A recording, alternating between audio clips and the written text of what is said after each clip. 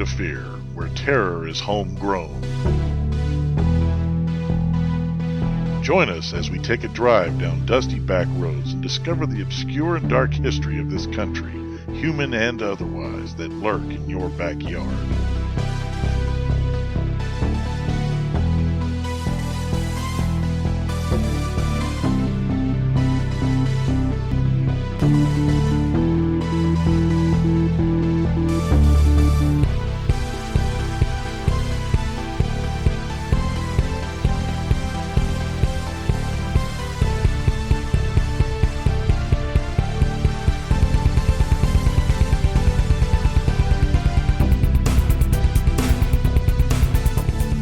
Hello everyone, welcome to episode 7 of State of Fear. I am your host Chris, and with me is my co-host James. Hey everybody. Hey guys, and so today we are going over the state of Connecticut. Connecticut. So today's topic, we're going to be talking about the Wicked Witch of Monroe. Nice. And as well as getting into the Connecticut Witch Trials, which are the less well-known or less known trials versus the Salem trials, which took place about 30 years later. So these are the original ones. This is exactly what I was talking about. This is why I love doing this podcast, because I was actually unaware that Connecticut had its own witch trials. Connecticut had I mean, I know all of New England back in the old days, right? You know, before we were a country and all this crap, did have their fears, and their worries, suspicions. The devil was everywhere, or superstitions and other hang-ups about people they just didn't understand, I right? guess. Or back in those days, just women in general. Pretty much. Women were just always the bane of everybody's existence, except when it came to having kids. Yes. That's right. But yeah, so there were some witch trials in Connecticut that ended in about 11 people executed. It took place about 30 years before the Salem witch trials, so sort of the precursor to the now more famous witch trials. So yeah, what kind of ways? Were they burned at the stake the same way the witches were in Salem, or stoned to death? It was a little bit different. We'll get into that once we get into the actual story. But for right now, got a question for you, James. Yes. Who's a better witch, Samantha or Sabrina? Wow. Yeah. I'm gonna go with Sam. You can go with Sam? Because I grew up with Sam. Okay. All right. Elizabeth Montgomery was a badass witch. Yeah, she's pretty. Yeah, I liked her. Pretty awesome. Did you watch any of the original Sabrina? No. I actually didn't. and you haven't watched the new one. I'm assuming. No, I have not. Okay, so Samantha is based on the fact that you know her. Yes. You know of her character. Yes. Okay. I watched a little bit of the original Sabrina and the Teenage Witch. Tried to watch the new one. I just found it really boring. Couldn't get into it. It's supposed to be like a darker take on it, which is cool. I liked some of the imagery and some of the creature effects. They were neat, but I just couldn't get into the whole story. It was pretty boring for me. But I will have to go with Samantha as well. Okay. Yeah. Yeah, I'm gonna stick with Durwood and the gang. Yeah, because plus Elizabeth Montgomery was just way more hotter. She was a gorgeous woman. She was classic. Very classy. Very classy. Good actress. Yeah. It was a good series. Yeah. Lasted a long time. Yeah. So they had two Darrens, didn't they? I can dig it.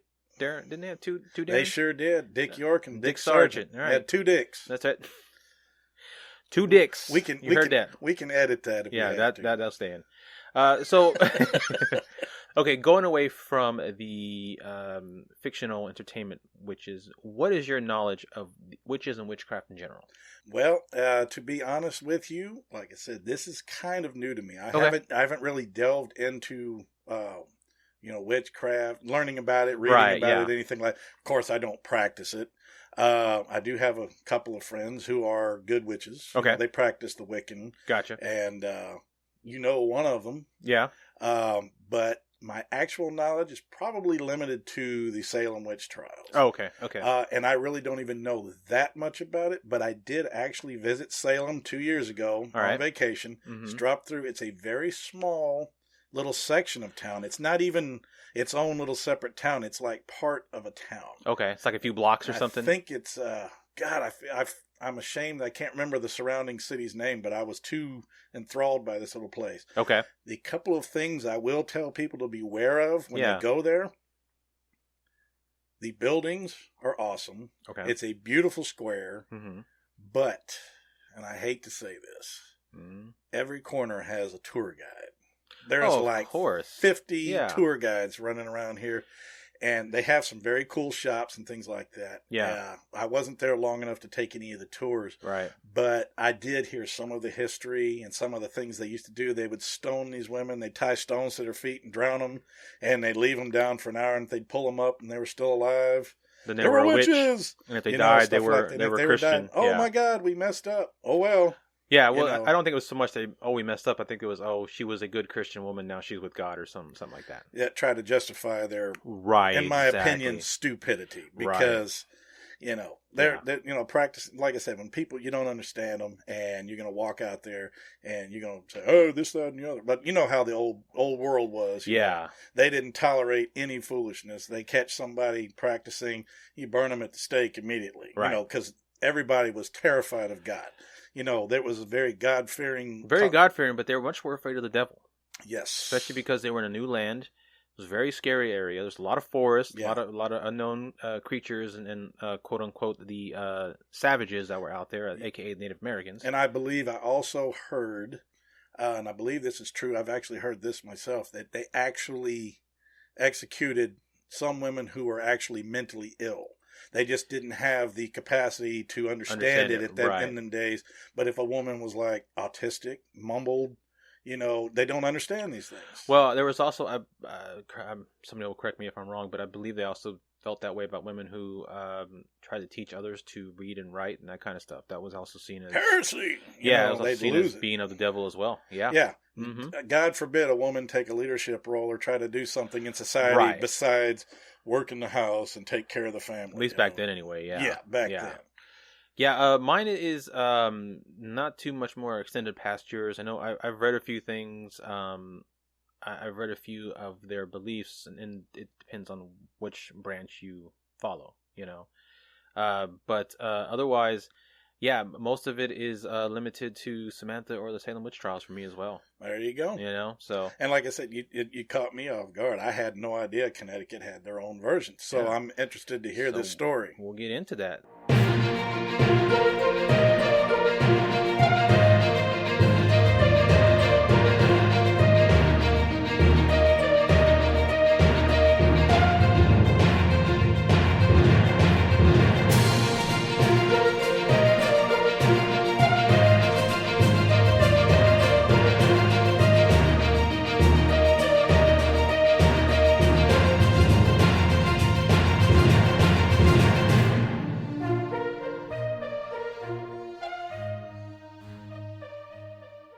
Before we get started, though, let's go ahead and get into your weird news story of the day, James. What you got for us? Man, I got a messed up one here. All right, I'm excited. Let's do it. This is a little off the beaten path here. This is crazy. All right.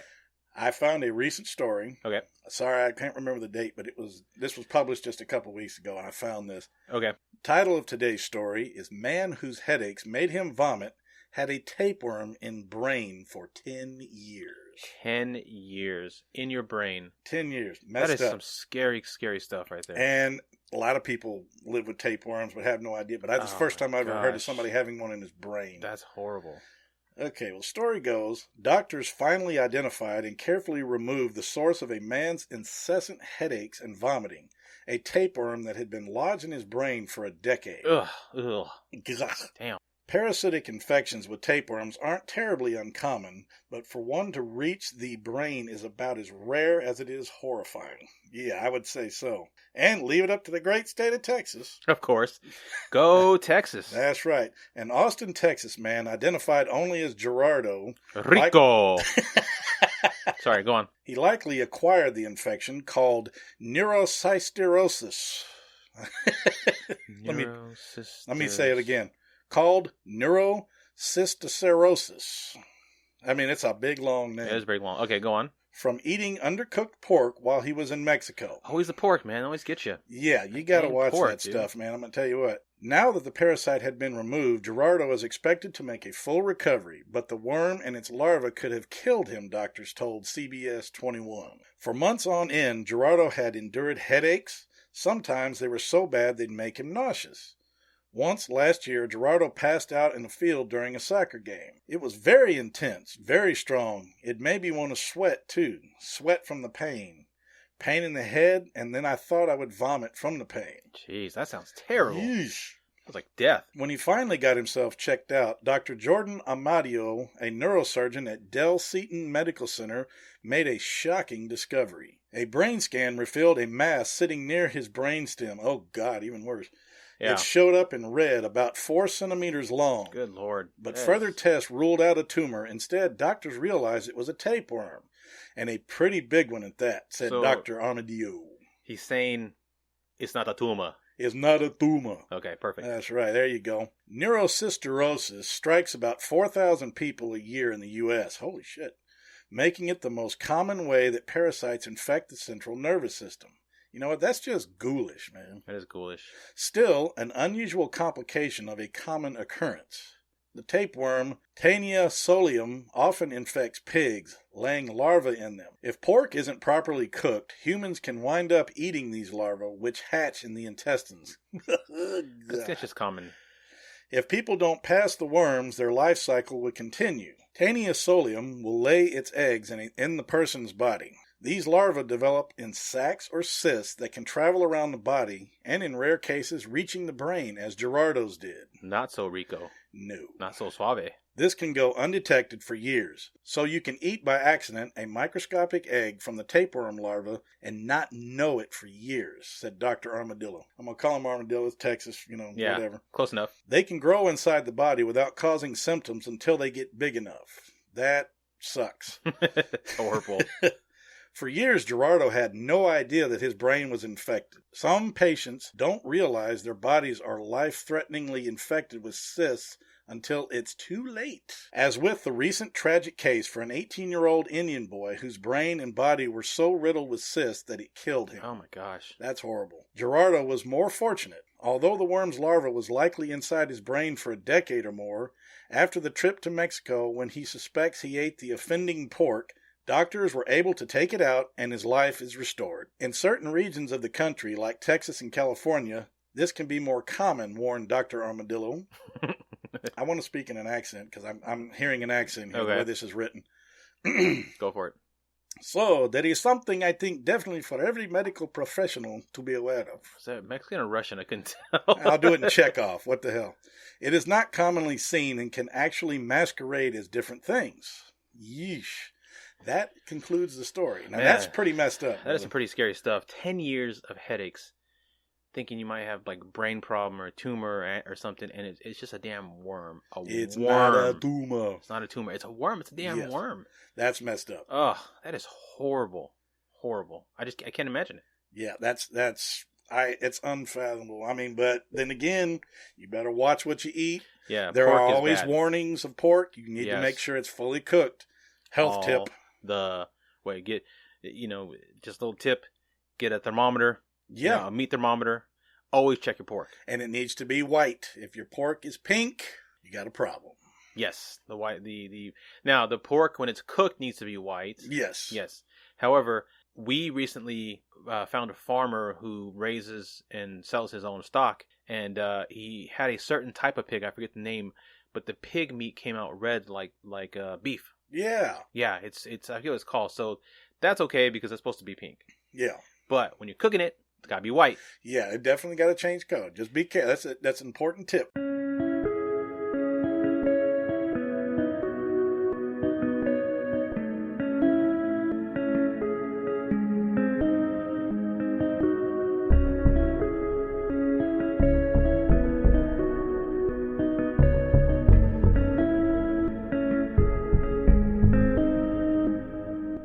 All right, well, let's get into the main topic of today's episode. I'm looking forward to this. All right, so everybody knows about the Salem Witch Trials that happened in 1693. Well, it ended in 1693, I should say. But 45 years before that, okay? Damn. In Connecticut. Yeah, in Connecticut, there were a series of trials there in the state of Connecticut that happened between 1647 and 1663. Okay. At that time, about 35 people would be accused of witchcraft, of which 11 were actually executed for the crime. Damn. Yeah, it's pretty crazy. However, these people executed in Connecticut were not executed in the same manner as the Salem witch trials. They did not succumb to fire, water, or rope. As hard as it is to conceive now, the idea of the devil walking the earth and taking an active role in everyday life was a genuine fear for colonial Connecticut. It's not a coincidence that there are over 30 places in the state with names that served as a warning to all that the evil one might be lurking out, including Devil's Den, 5 different places there, Devil's Backbone 4, Satan's Kingdom 2. I just want to go see what that is. What the hell? What the hell? Like Devil's Den, Devil's Backbone, those are outdoor places. Yeah, I get that, you know. What the fuck is Satan's Kingdom? I have no idea. Is it like nights that night restaurant they have where I don't know. That's crazy. Anyway, Devil's Island, Hell's Hollow, Tophet Ravine, and even a Devil's Dripping Pan. Okay. The best research record of events for this is John M. Taylor's The Witchcraft Delusion in Colonial Connecticut from 1647 to 1697, in which he chronicles all the known events as well as delves into the causes for the hysteria, including tracing the entire history of witchcraft. This guy goes into pretty detailed. During those times, what is now Connecticut was then divided into 2 colonies, Connecticut and New Haven. Now, witchcraft officially became a crime in Connecticut in 1642. New Haven enacted its witchcraft laws in 1655. Now, in the book, he uncovers Connecticut's official grounds for examination of a witch, which was written in the 17th century. There's a good, 7 or 8 different grounds, such as notorious defamation of a common report by the people of a ground of suspicion, whatever that means. Second ground for strict examination is if a fellow witch gave testimony on his examination or death, yet such a person is a witch, but this is not sufficient for conviction or condemnation. And there's others as well. I'm not going to go into all of them because it's too much. But it then goes on to talk about how in earlier times, red-hot irons and scalding water were used for tests, as was binding the accused and throwing them into water to see if they sank or not. As you mentioned. If not, they were proclaimed innocent, although there is also a good chance they drowned. Not much of a victory. Hot iron? Red hot iron. What are you going to do? Oh, we're going to stab. If you scream, you're okay? I think that's exactly what it was. I think if you screamed, you were not of the devil. But because the devil lives in hell, if you did not scream, it means you were of the devil, which means you enjoyed the heat. That's ridiculous. What if you had a nervous condition? You couldn't feel shit like that. Then you were a witch. You're a witch. Yeah, you're a witch. Because normal people can feel pain. Witches cannot. So yeah. Also discussed are other telltale signs of witchcraft, such as familiars, which are animal creatures that are known to associate with witches, hanging about, or devil's marks on the bodies, the birthmarks, weird, mutations, things like that. When it comes to the means of execution, almost all of alleged witches were hanged. Contrary to popular imagery, no witch was ever burned at the stake in Connecticut. No shit. No witch was ever burned. Really? Okay. Yeah. For the record, in December 2006, though, the state of Connecticut officially pardoned all those accused of witchcraft, forever clearing their names. So, well, good. It took them 300 years, but they did it. 250 years, whatever. Well, it's mostly symbolic, but, if they even have any descendants, maybe that's good for them, like the Gates family. Perhaps Connecticut's most famous is Hanna Hovey, the Wicked Witch of Monroe, who unfortunately still became a suspect of witchcraft, even though she was born much, much later after the Connecticut Witch Trials and the Salem Witch Trials, when she was born in 1783. Jeez. So even in that time frame, it just goes to show that this sort of fear just kind of lingers about. It's predominative within this area throughout the entire 17th and 18th century. Now, there's not a lot known about her life other than she lived in the Stepney area of Monroe. There's not much known about her early life, only really about her later life. She was eventually married to Captain Joseph Hovey, and they lived in Cragley Hill, close to present-day Cutler's Farm. Nearby there was a rock with a large cut that looked like a cloven footprint. Oh, yeah, devil. A sign to many that Hannah was in league with the devil. Right, exactly. Yep. Exactly. When her husband died, unexpectedly, many people thought Hannah had a hand in it. The story goes that during his evening walk one day, he became disoriented and fell off a cliff. Not believing that the captain could have been victim to such an odd accident, the neighbors began to whisper that he was bewitched by Hannah and forced off the cliff. Yeah, see, back in them days, the lack of medical knowledge probably led to many incidents of innocent people getting just jacked, accused of stuff they didn't do. Plus, back in those days, there was no street lights. There was, it was not a lot of light pollution, so it was dark. And he could have been drunk for all we know. He could have been tired. Yeah, exactly. It's dark as hell. you don't know where you're going. One little, wrong step and boom. Wile E. Coyote. That's right. Exactly, yeah. Now, after being widowed, she picked up the name Hanna Cranna, most likely because it rhymes. But also, Cranna is Scottish for rock or lofty place. Thinking maybe it might have been a nod to the Satan cloven rock. That sounds like kindergarten level insulting. Hanna Cranna, We're talking about mostly non-educated people out here. Yes, yeah. Now, she never remarried, but she began dressing in black, in widow's black, as would be expected, with a long skirt that flapped in the breeze. So, seeing a woman, who's already has rumors about her having probably killed her husband, living near a cloven-shaped rock, walking around in black, it's not easy. It's not difficult to see how she got the reputation of being a witch. Yeah, and common knowledge is back in like the medieval years, the Dark Ages, stuff like that, people were absolutely terrified of God and religion and the devil. They were They were victimized by high-ranking members of the clergy and terrified into thinking all this stuff was the devil. Right. So they're going to pass this on to generation to generation to generation. And a lot of these colonists, the original colonists, came over with those fears. Yeah. So you're sitting here thinking, okay, first of all, these people are they're absolutely overly terrified of everything that moves. Right. And anything out of the ordinary, absolutely. And everything out of the ordinary, these people think is the devil. Yeah. And the woods are full of supernatural and scary creatures. Yeah, it's nuts. I mean, they're full of scary bears of course. And cougars and stuff, but to them, they're full of, actual wicked creatures. Yeah, the devil is in those woods. Yeah, and his heaven minions. forbid somebody goes outside with a gas lantern and glowing eyes come through the, they don't know that. They don't know science. They don't know any of this stuff. So they're like, holy shit, what's that? Yeah. Yeah. So it triggers a lot of unnecessary fears just due to lack of knowledge. And kind of being a new area. I mean, it's not England, Exactly. This ain't home. It's all new world. There's a whole new race of people out there you know nothing about, and it's just a scary situation. And you're far from you're months from where you were comfortable before. And this wasn't just England. We're talking people all over Europe. Frenchmen were there, Spanish, all this stuff. So, and they were all raised with those same fears because I believe it was majority Catholic in the European states for the most part, especially in Spain and England. But then you got the Protestants who broke off and stuff, but they all had this underlying deathly fear that everything is the devil. Right. So. Now, it didn't help that she used the rumors and bad reputations to intimidate others to her will. Not smart. Now, supposedly her house was guarded by an army of snakes. There were birds on the property that were invulnerable to hunters, and her witch's familiar, which was a rooster by the name of Old Boreas, only crowed at midnight. No shit. So that's definitely gonna lead to more and more believable rumors, or believing the rumors, I should say. Because that's out of character for an animal. Right. Now, many tales sprang up about her quote-unquote powers that were most likely exaggerations of mundane events.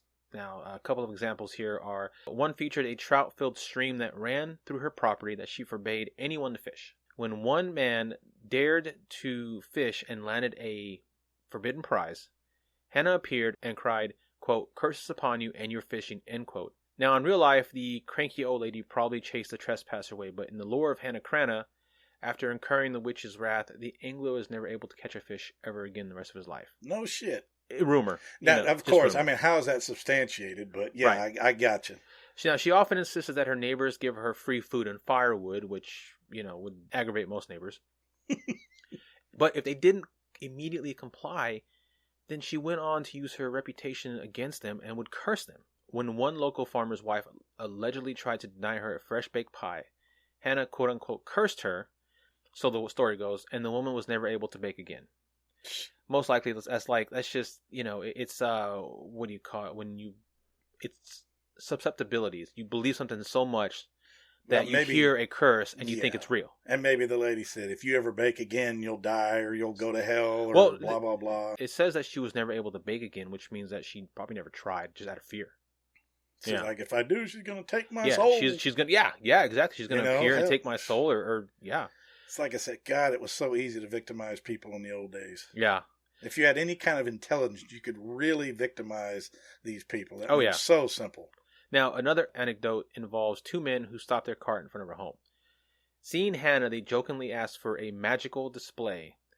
Quote, "Before you pass yonder tree, your wish shall be granted," end quote, she replied. The men laughed, but when they went to leave, their oxen would not move, and the wheels came off their wagon. Holy shit. Coincidence, probably. No doubt many mocked Hanna, and all it would take is one case of misfortune to fall a detractor to such a story to blossom. Now, it appears as though a few locals grew tired of her antics and formally accused her of witchcraft. She was arraigned on charges of consorting with the devil, although the case never went to trial. Unlike earlier times, more enlightened heads prevailed.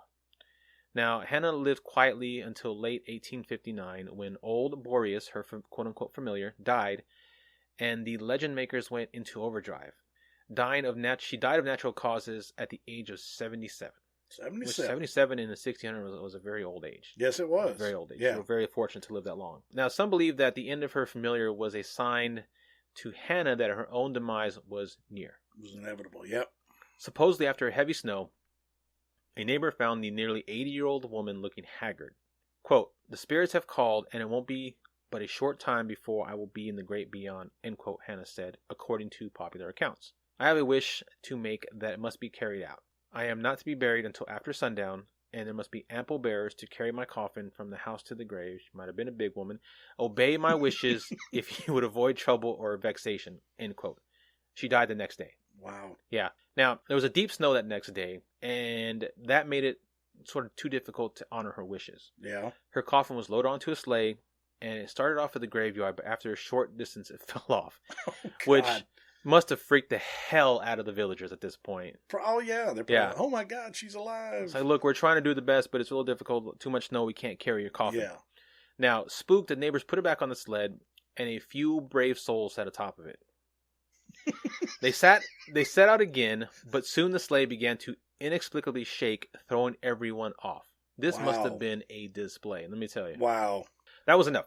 Now, Yeah. rather than incur the full wrath, the coffin was carried to the cemetery finally. It must have took forever to get there. Well, it did, because the sun had already set, so they buried it quickly. Yeah. The neighbors then returned to Hanna's house only to find it engulfed in flames. A fiery exclamation point to the fun story, although it seems unlikely. If it wasn't by accident. It must have been probably somebody in the village who said, I was just going to say, as soon as she died, they're like, let me get rid of this evil place. She's gone. She's out of the way. Right, exactly. Let me burn her place to the ground because it's just pure evil. Exactly. Superstition, brother. So what really happened? Well, a Connecticut winter could cause the death of an elderly woman, and since her headstone, a replica of quote-unquote witch, still stands in Gregory's Four Corners burial ground. Holy crap, I might want to go see that.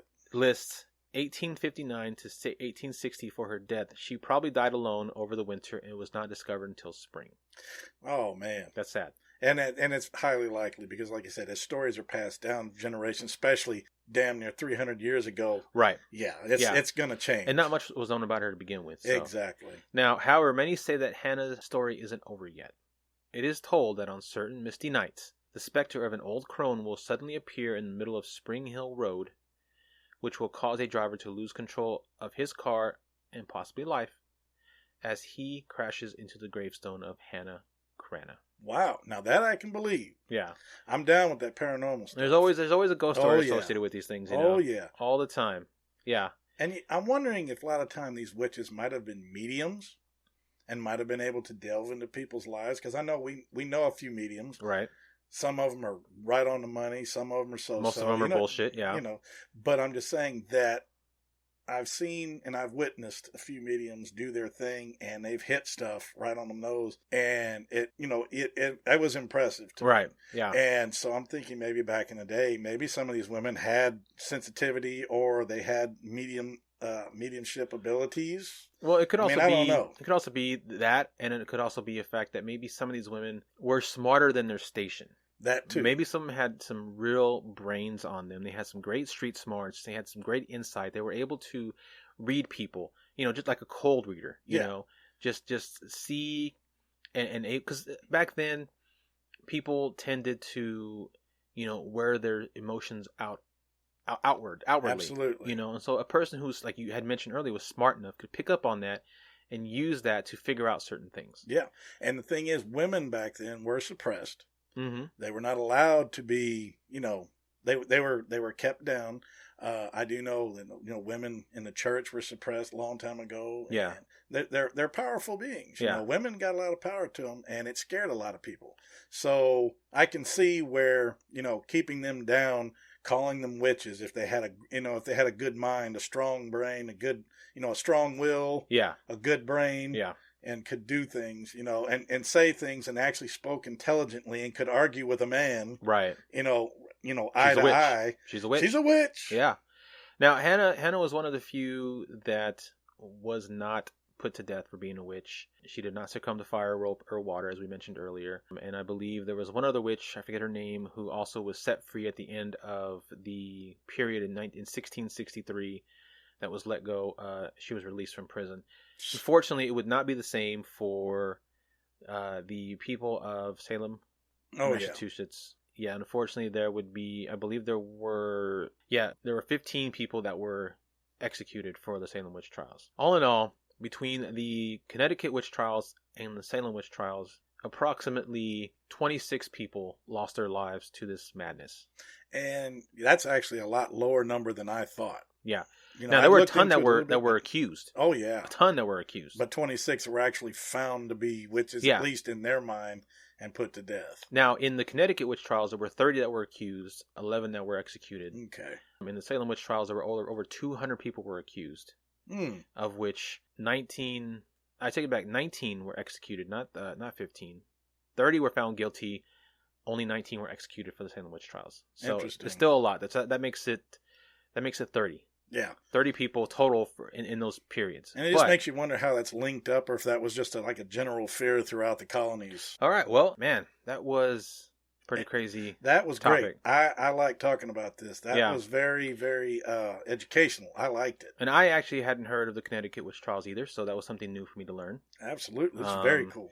But also pretty scary because, she was born, over 100 years later, and she was still falling prey to rumors of witchcraft and superstitions. Yeah, I mean, she wasn't tried or anything, thankfully, but the fact that she was alone, and she was a little odd because she was alone and because she wore black and because she had animals around her house or whatever, just automatically made her a witch. Yep. I mean, that's some pretty scary stuff. You literally can do nothing. Now, she didn't just do nothing, obviously, as we mentioned. She threatened people. She enjoyed it. She enjoyed lording over people, but still, she only did it because people started doing it already. So James, so now that we have our social media set up, so why don't you tell people where they can find us? Absolutely, be glad to. We are proud members and very happy to be part of the fourthhand.com media network. Yes. Great people, great shows. Please go on there, check out all the great shows. Lots of good people there. Absolutely. You can find us on Facebook under State of Fear. Yep. It's real easy to find.